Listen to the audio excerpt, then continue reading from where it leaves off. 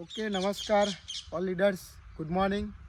આજે દોસ્તો કલકત્તી તમાકુની અંદર ગામ પેટલીની અંદર જબરજસ્ત રિઝલ્ટ મળેલું છે.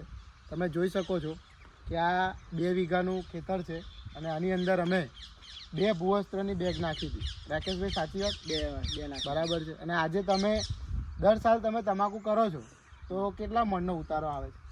40-45. અને આજે એમના ગામના લોકો આ તમાકુ જોવા આવે છે સાહેબ.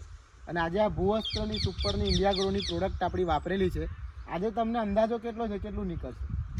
કે 75 એટલે 150 મણ થશે 2 વીઘાની અંદર. કલકત્તી તમાકુમાં 150 મણનો ઉતારો.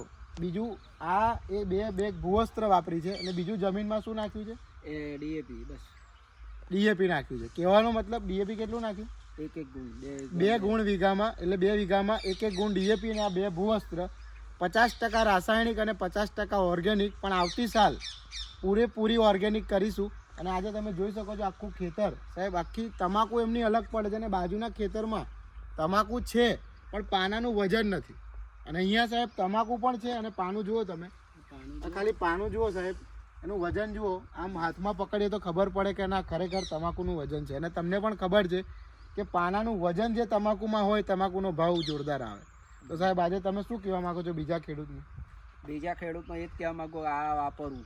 Okay, thank you so much. Thank you.